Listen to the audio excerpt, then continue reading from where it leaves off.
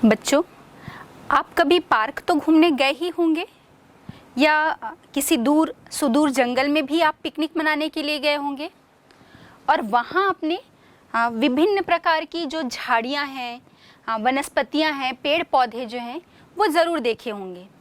हाँ, और साथ ही साथ आप अपने घरों में भी गमलों में कुछ पौधे लगाते होंगे या कुछ लताएं और छोटी छोटी झाड़ियाँ भी आपने अपने घर के आसपास ज़रूर देखी होंगी। और इसी प्रकार की जो पेड़ पौधे हैं या झाड़ियाँ हैं, मतलब अलग अलग प्रकार की जो वनस्पति है वो आप अपने स्कूल के आसपास भी देखते होंगे। आपकी शाला में भी पौधारोपण का कार्यक्रम होता ही होगा। इसमें अलग अलग प्रकार के पौधों को आप लगाते होंगे। तो क्या आपने कभी ये अनुभव किया कि जब आप जंगल घूमने गए हैं या पार्क आप घूमने के लिए गए हैं, वहाँ मिलने वाली वनस्पतियाँ जो हैं, पेड़ पौधे या झाड़ियाँ जिनकी भी हम बात करें, और जो घर में आप गमलों में जो पौधे लगाते हैं, ये क्या एक जैसे होते हैं या इनमें कोई अंतर होता है? जरा विचार कीजिए। आज हमारा चैप्टर है प्राकृतिक वनस्पति या नेचुरल वेजिटेशन। तो आज हम विस्तृत रूप से इसी प्राकृतिक वनस्पति पर चर्चा करेंगे कि प्राकृतिक वनस्पति होती क्या है और हमारा जो एक विशाल देश है, यहाँ पर ये किस किस प्रकार से पाई जाती है और इनमें क्या विविधताएं जो हैं वो देखने को मिलती हैं। और साथ ही साथ हम ये भी देखेंगे कि इसमें जो ये विविधता मिलती है इसके पीछे कारण क्या है, और जो प्राकृतिक वनस्पति है वर्तमान में हम देखें ये हमारे लिए बहुत महत्वपूर्ण संसाधन है। तो इसकी उपयोगिता क्या है और साथ ही साथ इसमें क्या क्या समस्याएं इस संसाधन के साथ वर्तमान समय में उत्पन्न हो रही हैं और इसका संरक्षण कैसे किया जाए, इन सभी बातों पर आज हम विस्तार से चर्चा करते हैं। बच्चों, हमारा भारत जो है वो एक विशाल देश है और इस विशाल देश में जैसे अभी मैंने बात की कि चाहे आपकी शाला हो, घर हो, मैदान हो या आप कहीं जंगल घूमने गए हैं, इन सभी जगहों पर जो वनस्पतियां मिलती हैं उनमें बहुत विविधता जो है वो देखने को मिलती है। फिर ये तो आपके घर के आसपास की बात हो गई जहाँ तक आप पहुँच पाते हैं। अब जब हम भारत जैसे विशाल देश की बात करेंगे जहाँ पर बहुत ऊंची ऊंची पर्वत चोटियाँ, विशाल पठार, समुद्र तटीय मैदान, कुछ दलदली क्षेत्र और कुछ मरुस्थलीय क्षेत्र, इन सब की जब हम बात करेंगे तो हम देखेंगे कि यहाँ पर बहुत सारी जो वनस्पतियाँ मिलती हैं, जो पेड़ पौधे, जो झाड़ियाँ पाई जाती हैं, जो झाड़ियाँ उगती हैं, उनमें बहुत सारी विविधताएं जो है वो देखने को मिलती हैं। आप यहीं पर चले जाइए, अपने देश के उत्तर के हिमालय की ओर चले जाते हैं हम, और हिमालय में भी जैसे जैसे हम ऊंचाई की तरफ बढ़ते जाते हैं तो हम देखेंगे कि उसमें जो मिलने वाली वनस्पतियां हैं या जो पौधे वनस्पतियां प्राकृतिक रूप से वहां पर उगती हैं, उसमें हमें विविधता देखने को मिलती है। तो सिर्फ हम जब पर्वतीय क्षेत्र की बात कर रहे हैं और उस पर्वतीय क्षेत्र में भी जैसे जैसे हम ऊंचाई की तरफ बढ़ते जाते हैं तो भी इसमें हमें विविधता मिलती है।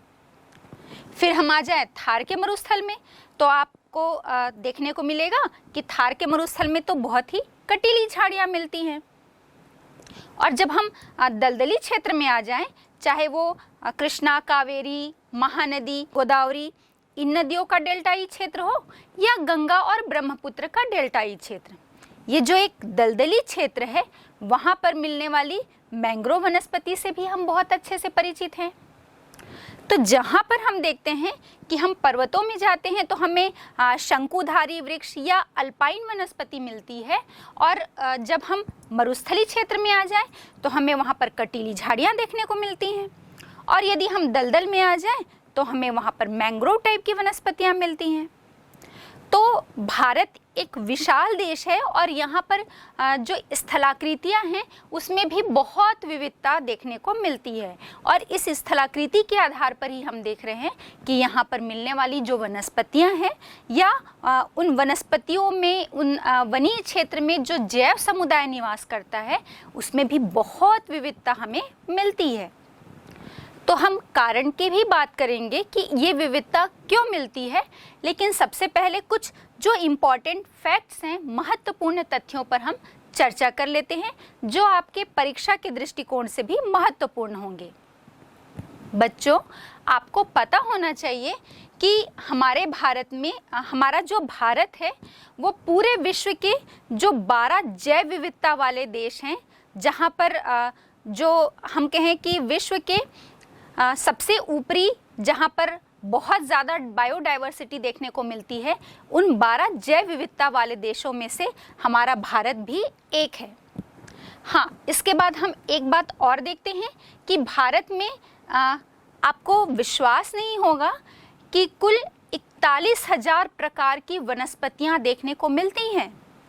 41,000 इतनी वैरायटी की जो वेजिटेशन है या इतने प्रकार की वनस्पतियाँ हमारे भारत में मिलती हैं, और इसीलिए तो हम कह रहे हैं कि हमारा भारत भी जो है वो इन 12 जैव विविधताओं वाले देश में शामिल है।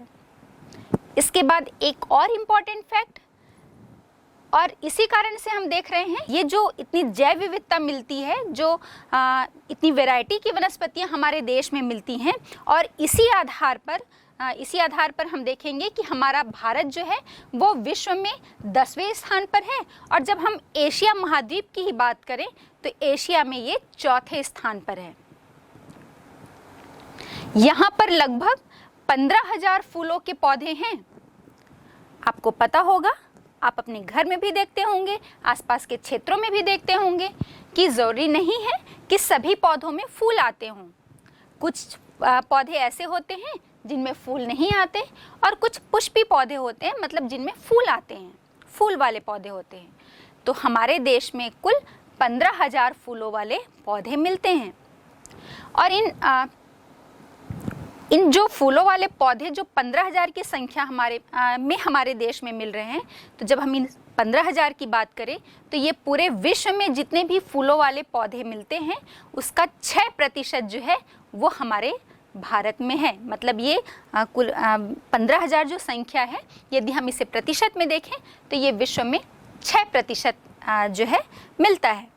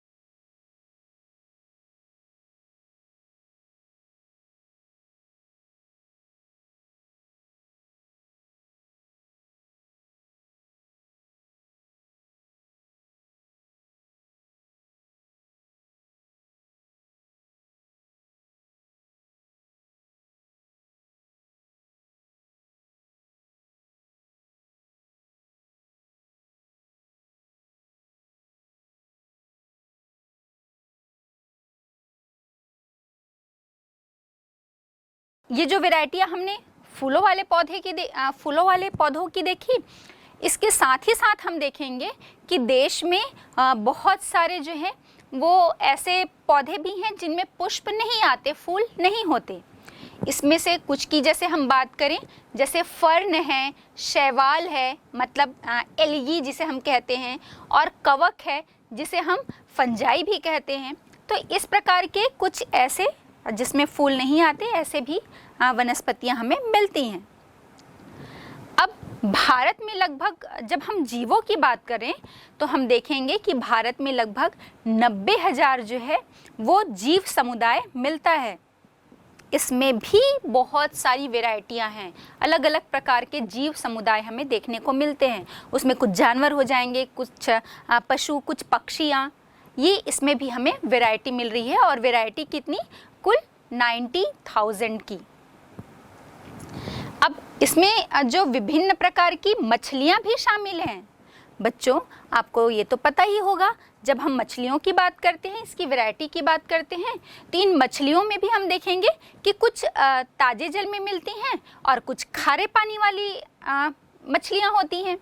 तो जब जो समुद्रों में मिल रही हैं, हमें पता है समुद्र का जल जो है वो खारा होता है, तो यहाँ पर जो मछलियाँ पाई जाएंगी वो खारे जल वाली होंगी, और नदियों का जल स्वच्छ होता है, मीठा होता है, तो वहाँ पर जो मछलियाँ होंगी वो मीठे पानी में मिलने वाली मछलियाँ होंगी।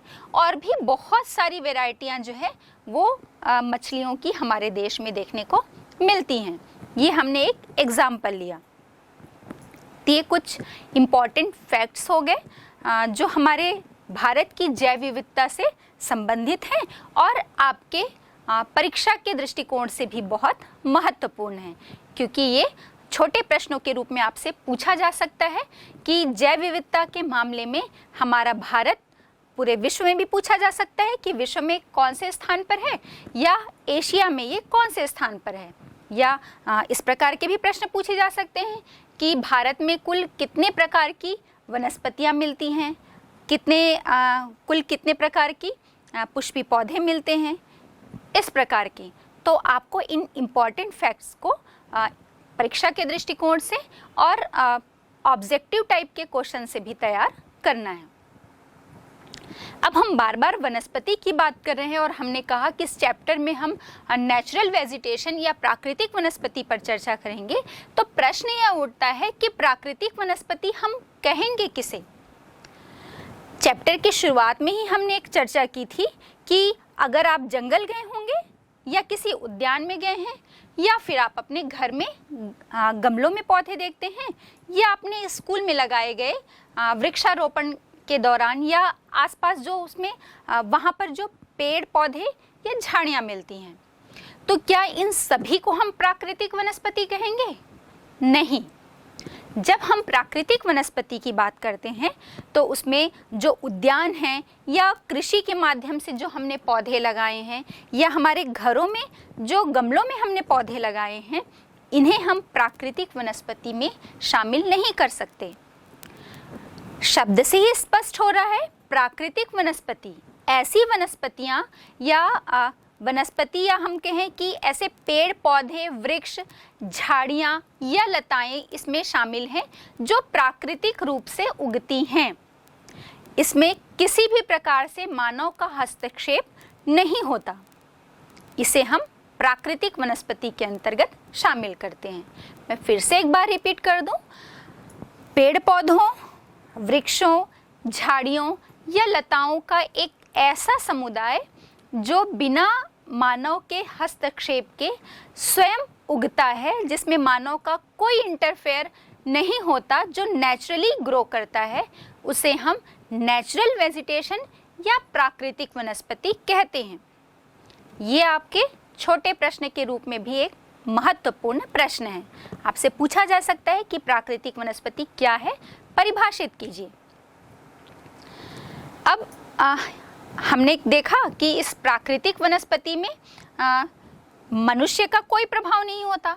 तो जब हम घरों में या अपने स्कूलों में या जो उद्यान, जहाँ पार्क हम घूमने के लिए जाते हैं, तो वहाँ पर जो वनस्पतियाँ हमें देखने को मिलती हैं वो आपकी प्राकृतिक वनस्पति के अंतर्गत शामिल नहीं होंगे, क्योंकि ये मनुष्य के द्वारा उगाए जाते हैं, इसमें मनुष्य का हस्तक्षेप होता है।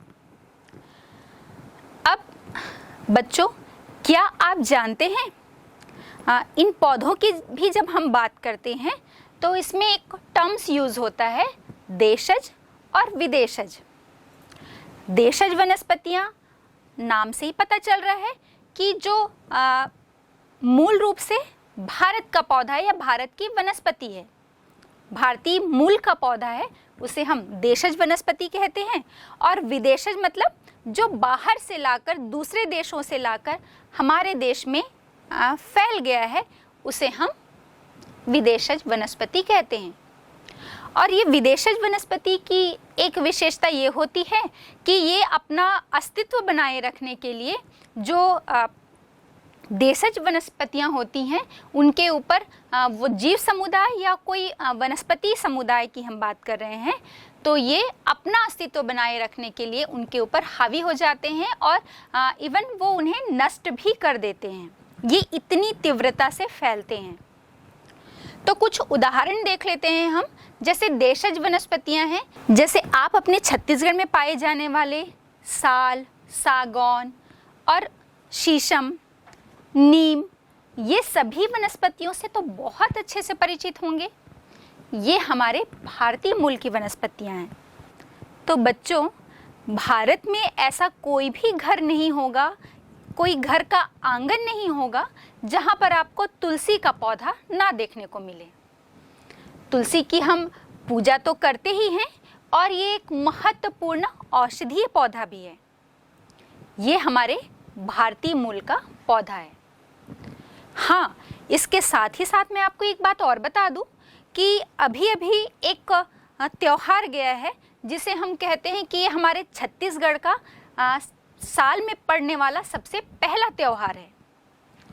आपके दिमाग में अब बात आ ही गई होगी कौन से त्योहार की मैं बात कर रही हूँ। हरेली। जी हाँ, हरेली।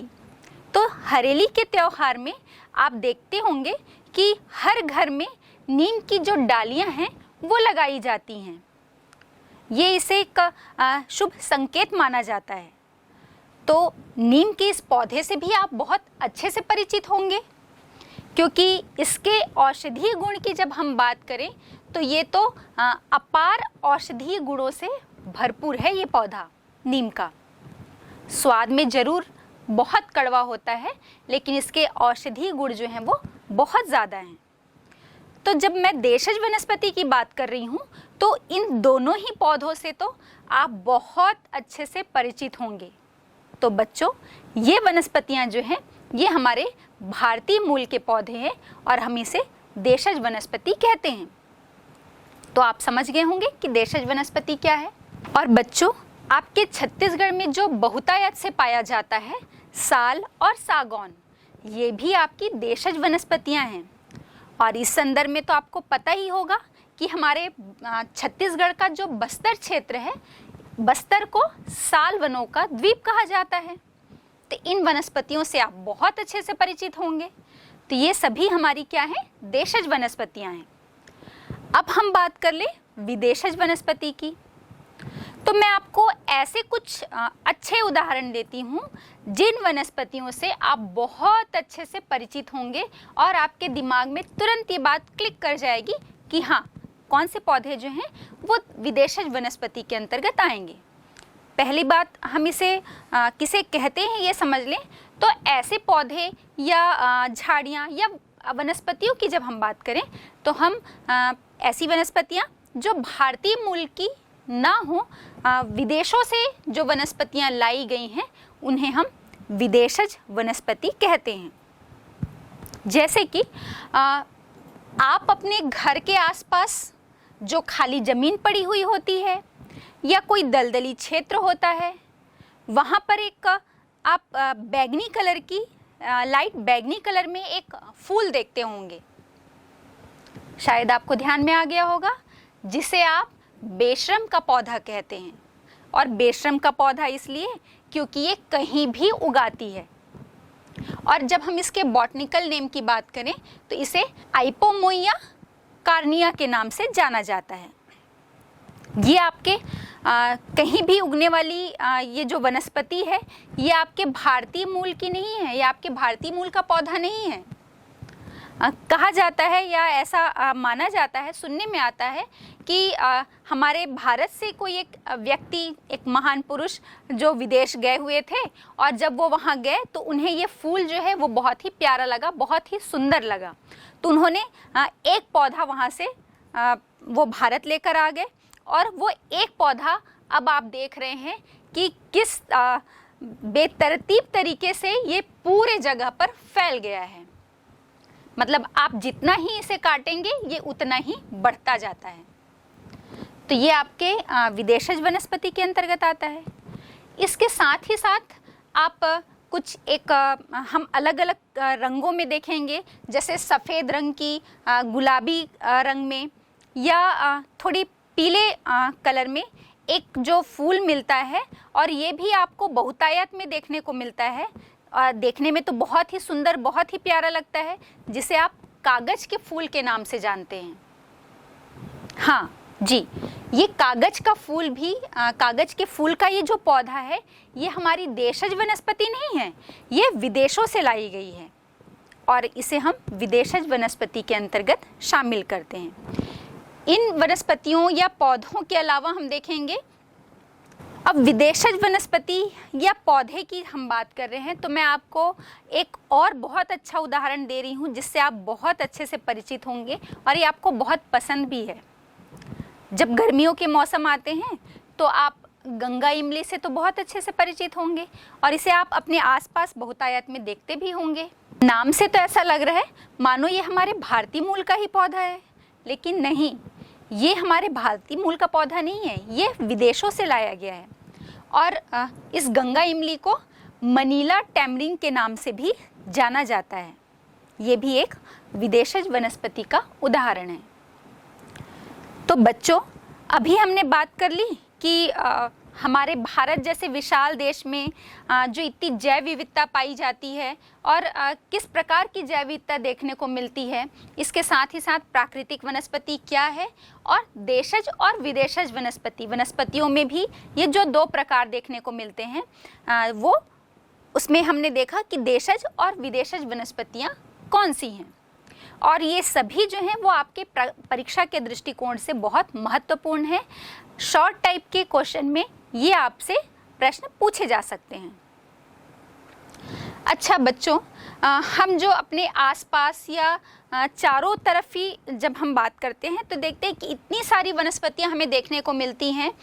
बहुत सारी वनस्पतियां ऐसी हैं, मतलब औषधीय गुणों से भरपूर, जिसमें हमने तो कुछ की बात की, जैसे नीम है, तुलसी है, हम अश्वगंधा की बात करें, मतलब ऐसे ही बहुत सारी वनस्पतियां, उसकी वैरायटी हमें देखने को मिलती है।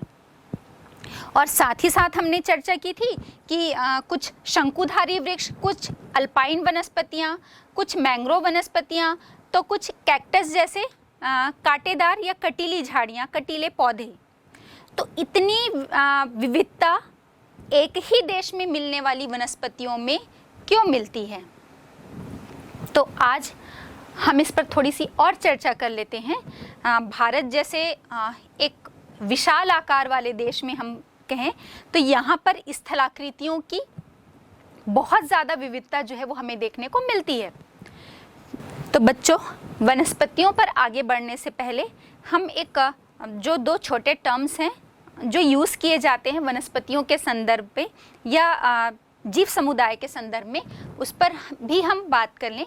तो ये दो टर्म्स जो हैं ये हैं आपके फ्लोरा और फौना।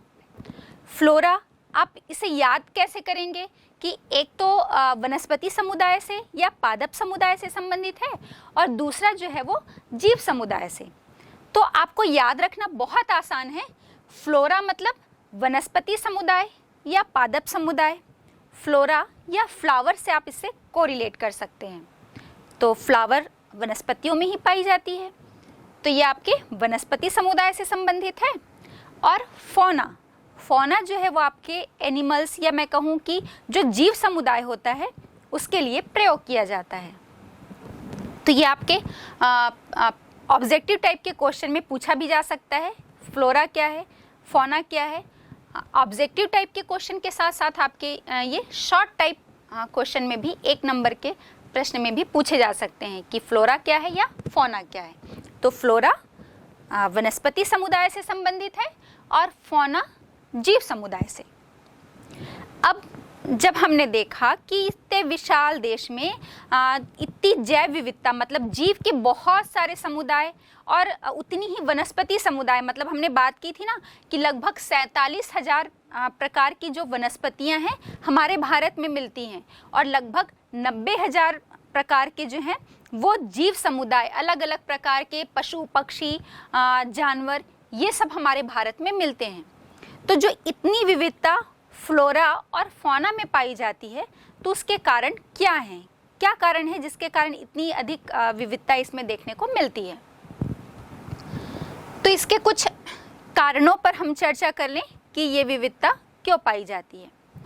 तो उसमें भी सबसे पहला हम देखते हैं स्थलाकृति।